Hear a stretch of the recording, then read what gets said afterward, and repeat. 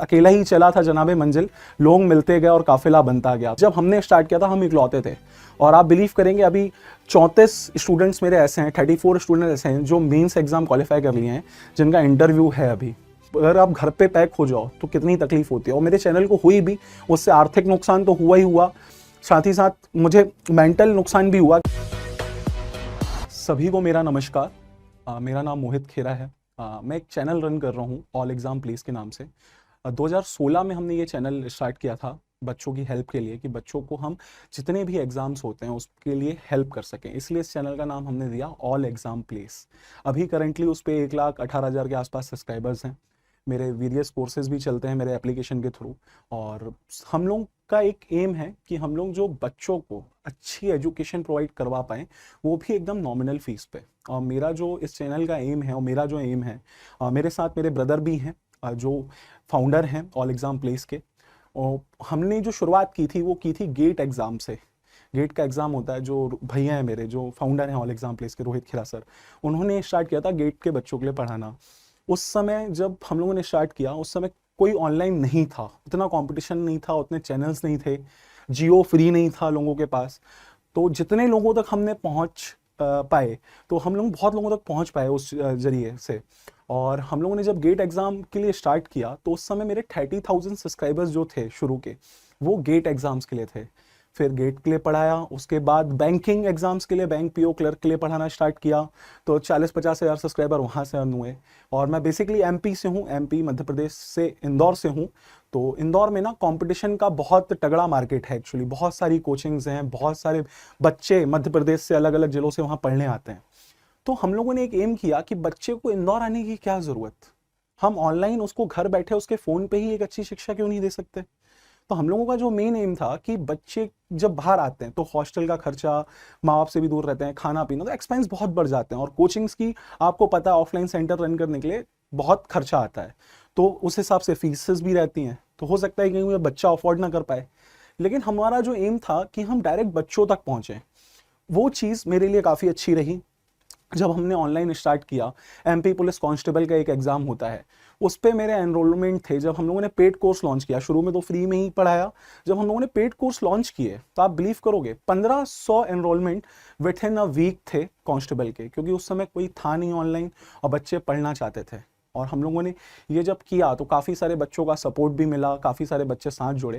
तो बस अकेला ही चला था जनाबे मंजिल, लोग मिलते गए और काफिला बनता गया। तो इसी तरह से जब हम लोगों ने ये स्टार्ट किया था तो छोटे से रूप से स्टार्ट हुआ था ये चैनल, बट आज 1,18,000 लोगों का प्यार है और आगे बढ़ता ही जा रहा है लगातार। ये बहुत अच्छे से हम लोग ये जर्नी कंटिन्यू कर रहे हैं, और धीरे धीरे इस पे हम लोगों को काफ़ी आप लोगों का सपोर्ट भी मिला, एजुकेटर्स का सपोर्ट भी मिला।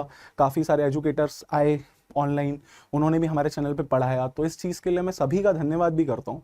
ये चीज़ें हम लोगों ने चैनल में की।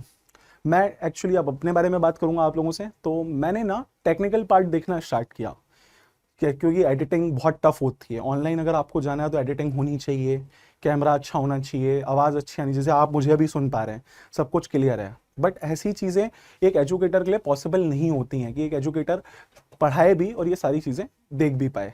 तो मेन इशू ये भी होता है। उसके बाद फिर जब मैंने टेक्निकल संभाला ऑल एग्जाम प्लेस का, काफ़ी अच्छा रहा, और मैंने वेरियस कोचिंग्स को भी हेल्प की ऑनलाइन आने में। क्योंकि उसके बाद फिर जब लॉकडाउन लगा, तो लॉकडाउन लगा, लोगों के पास काम नहीं थे, लोग घर पे बंद थे, लेकिन बच्चे के एग्जाम्स नज़दीक थे। एग्जाम्स तो चल ही रहे थे, क्योंकि एग्जाम आज नहीं तो कल आना है और पढ़ना तो हमें है, लेकिन बच्चे भी कंफ्यूज थे हम पढ़ें कहाँ से। तो हम लोगों ने पेन टैब और लैपटॉप से बच्चों को लाइव क्लासेस देना स्टार्ट किया कि बच्चों की एजुकेशन ना रुके और ये सारी चीज़ों में उनको हेल्प मिले। उसके बाद ये जर्नी बड़ी होती गई। कोविड आया, कोविड में इतना लंबा समय निकल गया, क्योंकि बच्चे भी परेशान, लोगों के पास सोर्स ऑफ इनकम नहीं थी, लोगों के बिजनेसेस बंद हो गए थे, लोग घर पे थे, जो जॉब में थे उनको सैलरी नहीं मिल रही थी। तो बच्चा वो मोटी मोटी फीस जो होती है ना, वो अफोर्ड नहीं कर पाता। क्योंकि ऐसा तो नहीं कोविड लॉकडाउन खुलता और एकदम सारी चीज़ें नॉर्मल हो जाती, ऐसा तो नहीं होता। तो ऐसा करने के लिए हम लोगों ने YouTube पर फ्री लाइव क्लासेस स्टार्ट की, जिससे बच्चे के कोर्स भी कंटिन्यू होते रहे, बच्चा पढ़ता भी रहे, और जब एग्जाम आए वो अपने लिए तैयार रहे। तो ये मेरी जर्नी थी। उसके बाद फिर मैंने भी लॉकडाउन में क्लासेस ली, करंट अफेयर और स्ट्रेटेजी के बच्चों को पढ़ाया, जो काफ़ी एग्जाम्स में हेल्पफुल रहा। उसके बाद फिर हम लोगों ने MP का फॉरेस्ट सर्विस टारगेट किया, जो एक अकेला एग्जाम जो हम लोग टारगेट करते हैं, बहुत सारे अब तो नए नए क्रिएटर्स आ गए हैं जो एमबी फॉरेस्ट का पढ़ा रहे हैं, लेकिन जब हमने स्टार्ट किया था हम इकलौते थे। और आप बिलीव करेंगे अभी 34 स्टूडेंट्स मेरे ऐसे हैं, 34 स्टूडेंट ऐसे हैं जो मेंस एग्जाम क्वालिफाई कर लिए हैं, जिनका इंटरव्यू है अभी 2020 फॉरेस्ट सर्विस का। तो मैं अपने आप को लकी मानता हूं कि इतने सारे बच्चे ऑल एग्जाम प्लेस से सेलेक्ट हो रहे हैं, हम लोगों के कंटेंट से सेलेक्ट हो रहे हैं, तो ये मेरे लिए गर्व की बात है। साथ ही साथ एमपी सेट, यूजीसी नेट भी हम लोग कंटिन्यू चला रहे हैं, उसके भी काफ़ी सारे बच्चे हमारे साथ जुड़े हुए हैं और उनको भी काफ़ी हेल्प मिल रही है हमारे कोर्सेज से और हमारे लेक्चर्स से। ये हमारी जर्नी थी। उसके बाद हम लोग कंटिन्यू इस पर करते गए काम, अच्छे से सारी चीज़ें हम लोगों की चलती रही। देखिए, काफ़ी स्टूडेंट्स को ना एग्जाम्स निकालने में प्रॉब्लम होती है। उसका मेन रीज़न क्या है? क्योंकि कंपटीशन का एग्ज़ाम है, बहुत सारे लोग एग्ज़ाम देते हैं, लेकिन बहुत सारे लोगों का नहीं होता है सिलेक्शन। क्यों नहीं होता है? उसका एक बहुत बड़ा रीज़न है। जो ये बच्चे हैं ना, जैसे आप स्टूडेंट हो, आप लोग पता है सबसे बड़ी गलती क्या करते हो? आप लोग एग्ज़ाम के बारे में तो जानते हो, उसकी फॉर्म डेट के बारे में तो जानते हो, कब भरना है, कितनी सैलरी, ये सब तो आप पता कर लेते हो, दुनियादारी की चीज़ें। लेकिन जो सबसे इंपॉर्टेंट चीज़ है वो आप ना किसके भरोसे छोड़ देते हो? टीचर या कोचिंग के भरोसे छोड़ देते हो। वो होता है सिलेबस। जब तक आप खुद से सिलेबस एनालाइज नहीं करते हो तब तक आप आगे नहीं बढ़ सकते। अपन गलती क्या करते हैं स्टूडेंट्स की, यार सिलेबस है ना, सर पढ़ा तो रहे मैथ्स, लेकिन उस एग्जाम के लिए मैथ्स के कौन से इंपॉर्टेंट टॉपिक्स हैं, जब तक हम प्रीवियस ईयर पेपर और सिलेबस अच्छे से एनालिसिस नहीं करेंगे तब तक हमें नहीं पता चलेगा कि भाई मैथ्स में प्रॉफिट लॉस से क्वेश्चन आ रहे हैं, परसेंटेज से क्वेश्चन आ रहे हैं। हम पूरा मैथ्स तो पढ़ लेते हैं, रट लेते हैं हर एक टॉपिक, लेकिन जब एग्जाम देने जाते हैं हो सकता है उससे क्वेश्चन ही आपके ज्यादा ना आ रहे हो। तो ये बहुत जरूरी है, जब आप एग्जाम देने जाएं या एग्जाम किसी भी एग्जाम के लिए प्रिपेयर कर रहे हैं, तो जब उसका नोटिफिकेशन आता है तो उसका सिलेबस अच्छे से एनालिसिस करें, उसके 5-6 ईयर्स के प्रीवियस ईयर पेपर जो हैं वो निकालें, उसके क्वेश्चंस का लेवल देखें कि भाई आगे तो कंपटीशन बढ़ रहा है, धीरे धीरे ना लेवल टफ होते जाता है। हो सकता है जो 2016 में क्वेश्चन आया हो मैथ्स का, उससे टफ अभी 2020 या 22 वाले एग्जाम में आ रहा हो। तो ये चीजें आपको 6 साल या 10 साल का एनालिसिस आपके एग्जाम के लिए काफी हेल्पफुल रहेगा। और जब तक आप सिलेबस अच्छे से नहीं पढ़ोगे तब तक आप एग्जाम क्रैक नहीं कर सकते हो। सिलेबस रटना बहुत जरूरी है, और रटना कैसे है? अच्छे से रटना है। ऐसा नहीं कि बस सिलेबस देख लिया, अच्छा मैथ्स है, रीजनिंग है, ये इतने मार्क्स की है, ये नहीं करना है। किस टॉपिक से कितने क्वेश्चन आ रहे हैं, किस टॉपिक पे हमको ज्यादा फोकस करना है, ऐसे करके जब आप एक प्रॉपर टाइम टेबल बनाओगे तब सिलेक्शन होगा। ज्यादा स्मार्ट भी बच्चे नहीं चाहिए और ज्यादा डम बच्चे भी कंपटीशन वाले एग्जाम्स में नहीं चाहिए। ज्यादा स्मार्ट वाले जो होते हैं ना एकदम पढ़ाकू बच्चे, उनका भी नहीं निकलता है कंपटीशन एग्जाम। इतना याद रख लेना, आपके भली 10th में होंगे 99%, लेकिन भाई एग्जाम नहीं निकलता कंपटीशन उससे। पढ़ना जरूरी है सिलेबस के अनुसार। ये कंपटीशन का एग्जाम है, कब कैसे क्वेश्चन पूछ ले नहीं पता। ये आपका 10th बोर्ड या 12th बोर्ड का एग्जाम नहीं है कि सिलेबस फिक्स है, यहीं से क्वेश्चन आएंगे। कंपटीशन है, कहां से भी क्वेश्चन आ सकते हैं, कहीं से भी क्वेश्चन आ सकते हैं। मेन आपको इस चीज पे फोकस करना है कि हमारा सिलेबस क्या है, उसके अनुसार अगर आप पढ़ेंगे तो सफलता जरूर मिलेगी। अगर नहीं पढ़ेंगे तो भाई पीछे ही रह जाओगे, फिर अपने टीचर को बोलोगे सर आपने गलत पढ़ाया था। टीचर कभी गलत नहीं पढ़ाता है, बच्चा पढ़ता गलत है, उसका पढ़ने का तरीका गलत होता है। अगर आप खुद पेपर एनालिसिस करोगे, टीचर आपको नहीं करवाएगा प्रीवियस ईयर पेपर एनालिसिस कि भाई ये क्वेश्चन आ रहे थे ये पढ़ लो। ऐसे वीडियो ना चमत्कारी होते हैं कि तुक्का कैसे लगाएं। चमत्कारी वीडियो से थोड़ा दूर रहना है, मेन फोकस रखना है पढ़ाई पर, सिलेबस के अनुसार पढ़ना है, तब जाके आपका जो है सिलेक्शन होगा। देखिए, ऑल एग्जाम प्लेस का जो विजन है, जो एम्बिशन है, हम लोग चाहते हैं कि हर बच्चे को अच्छी शिक्षा मिले। मैं आपको बात बताता हूँ, इंदौर के पास एक गांव है महेश्वर। हम वहाँ के कॉलेज में गए थे सेमिनार के लिए। वहाँ पे हम लोगों ने सेमिनार लिया, बच्चे थे काफ़ी, 800-900 बच्चे थे। जब सेमिनार लिया, सबको जॉब तो चाहिए। एक बच्चे का क्वेश्चन था, सर मुझे आईपीएस बनना है। मैंने उससे पूछा भाई क्या बनना है, क्या है एम आपके? तो उसने बोला आईपीएस बनना है मुझे। जब उसने बोला कि मुझे आईपीएस बनना है, तो मेरे मन में एक सवाल आया। उससे मैंने पूछा कि कैसे बनोगे आईपीएस? सर बस बनेंगे। उन बच्चों को ये नॉलेज नहीं है कि आईपीएस बनने के लिए कौन सा एग्जाम देना पड़ता है, क्या उसकी रिक्वायरमेंट्स हैं। और ये इंदौर के पास एक गांव की हालत है। अगर मैं छोटे और ज्यादा रूरल एरियाज की बात करूं, वहां क्या हालत होगी। मतलब ये ऐसे बच्चे हैं जिनको यूपीएससी के बारे में नहीं पता। ये इंदौर के पास के बच्चे हैं, फर्स्ट ईयर और सेकंड ईयर के बच्चे थे ये। मतलब कंपटीशन के एग्जाम्स के बारे में नॉलेज ही नहीं है। कुछ बच्चे गांव में टैलेंट बहुत है, रूरल एरियाज में टैलेंट बहुत है, है ना, वो एनडीए भी क्रैक कर सकते हैं, वो आईआईटी भी क्रैक कर सकते हैं, नीट भी क्रैक कर सकते हैं, लेकिन उसको सही कंटेंट और सही मार्गदर्शन तो मिले। गांव में अच्छे स्कूल्स नहीं होते, सारी चीजें सुविधाएं नहीं होती, इस चक्कर में जो असली टैलेंट है, जो हीरा है, उसको तराशा नहीं जाता। ये बच्चे भी बहुत अच्छी पोस्ट पर जा सकते हैं, इनके अंदर वो पोटेंशियल है, इनके अंदर वो ताकत है, लेकिन इनको प्रॉपर कंटेंट या प्रॉपर चीजें जो हैं या प्रॉपर गाइडेंस जो है वो नहीं मिल पाता। तो ऑल एग्जाम प्लेस का एम है कि हम जितने भी रूरल एरियाज हैं उसे कवर किया जाए, उन बच्चों को कंपटीशन एग्जाम्स और सारे एग्जाम्स के बारे में नॉलेज दी जाए कि अगर आप लाइफ में ये बनना चाहते हो तो इसके लिए ये एग्जाम है, ऐसा पढ़ना पड़ता है।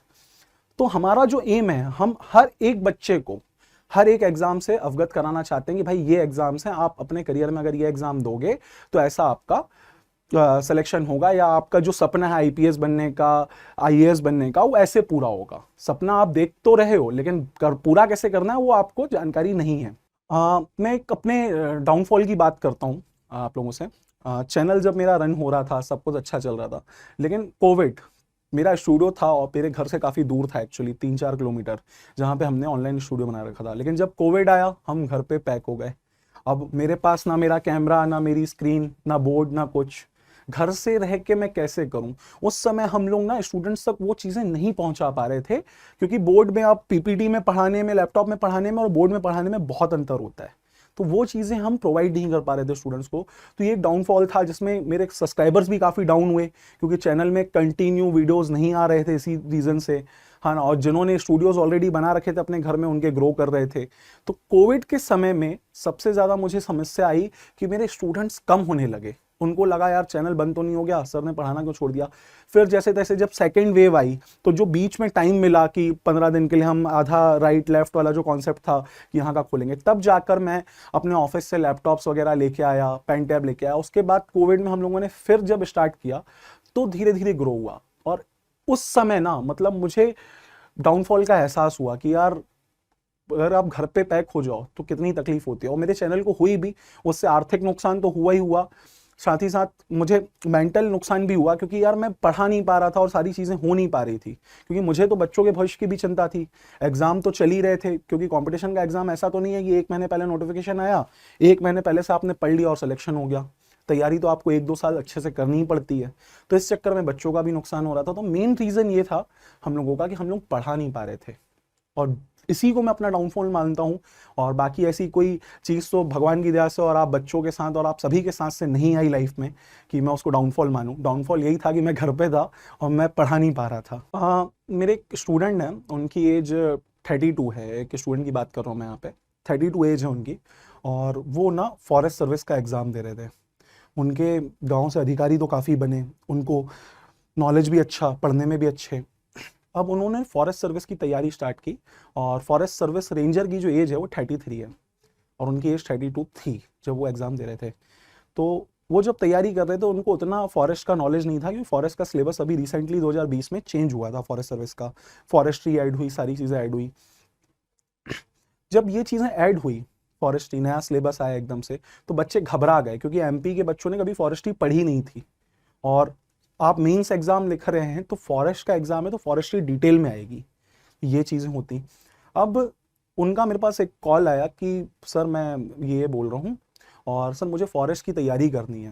बोला अच्छी बात है, करिए। तो बोले सर गाइड करिए। और मेरा फॉरेस्ट का ऑलरेडी चल रहा था कोर्स से, तो मैं फॉरेस्ट्री पढ़ा रहा था, और एमपी का पहला चैनल था जिसने फॉरेस्ट्री स्टार्ट की पढ़ाना एमपी के एग्जाम्स के लिए।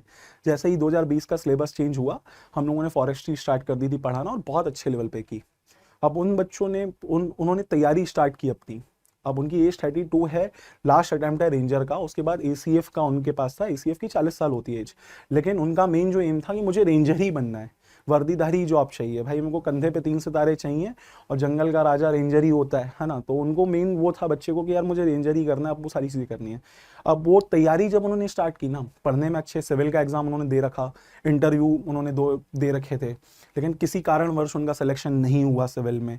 कुछ ना कुछ कमियां रह जाती हैं, है ना, सभी के साथ। अब जब उन्होंने फॉरेस्ट दिया, अभी 2020 का रिजल्ट आया, आप यकीन नहीं मानोगे, बंदे के मेंस में बहुत अच्छे नंबर आए। अब इंटरव्यू है उसका अभी मई में, बहुत अच्छी उसने तैयारी की, मेंस उसका बहुत अच्छा निकला। और जबकि वो नया स्टूडेंट था, कभी फॉरेस्ट्री पढ़ा नहीं या साइंस उसने डीप में नहीं पढ़ा, हम लोगों के साथ वो ज्वाइन किया। अब उसका मेरे पास एक दिन कॉल आया, बोले सर मेंस निकल गया है।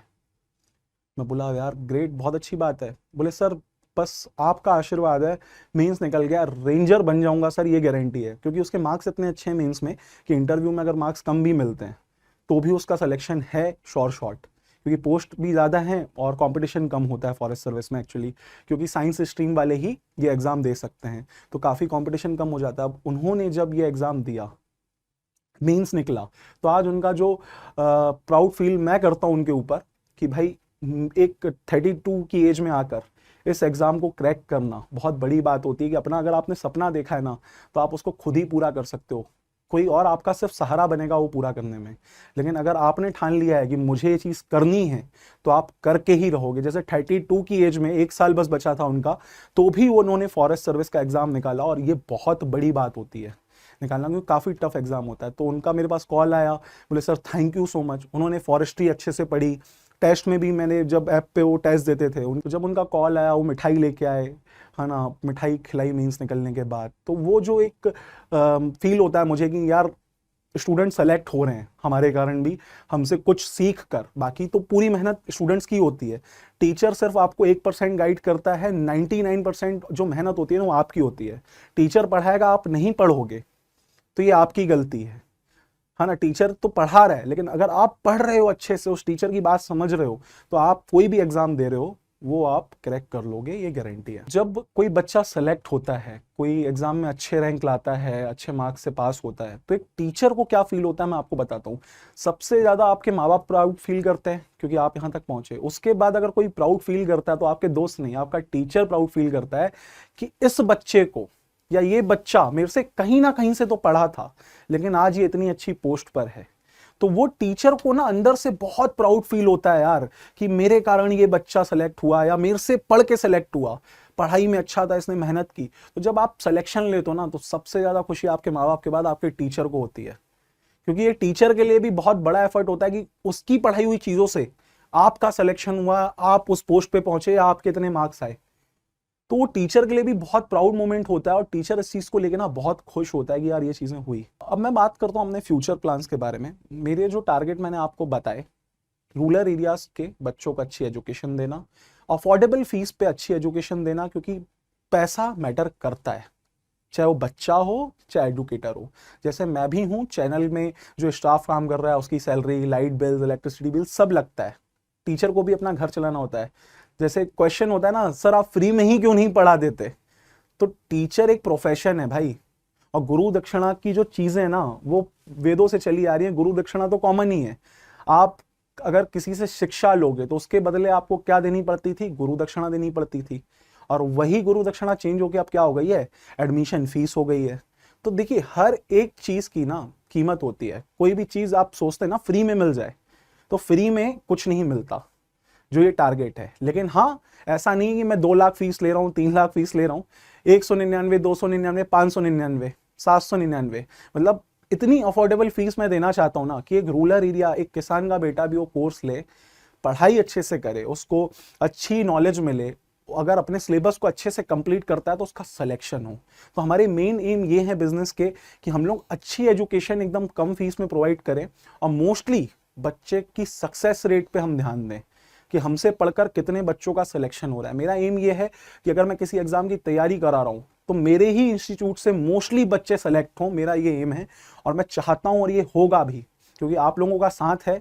अच्छी एजुकेशन हम प्रोवाइड कर पा रहे हैं इस चीज़ को लेकर, हम करेंगे भी, है ना। और आप लोगों का साथ ऐसे ही बना रहे, मैं तो यही चाहता हूँ बस। Thank you so much. अगर आपको ये वीडियो, मेरी बातें समझ आई हूँ तो इस चैनल को सब्सक्राइब जरूर कीजिएगा और लाइक जरूर कर दीजिएगा वीडियो को, और अपने दोस्तों से भी शेयर कीजिएगा जो पढ़ रहे हैं और जिनको यही नहीं पता है सिलेबस क्या है। खासकर सिलेबस वाले फ्रेंड्स को शेयर जरूर कीजिएगा कि भाई मुझे IPS तो बनना है लेकिन सिलेबस नहीं पता है, एग्जाम के बारे में नहीं पता, उनसे भी जरूर शेयर कीजिएगा। होप सो मेरे वीडियो से आपको लोगों को नॉलेज मिली हो थोड़ी सी भी। तो उसके लिए धन्यवाद। जय हिंद, जय भारत।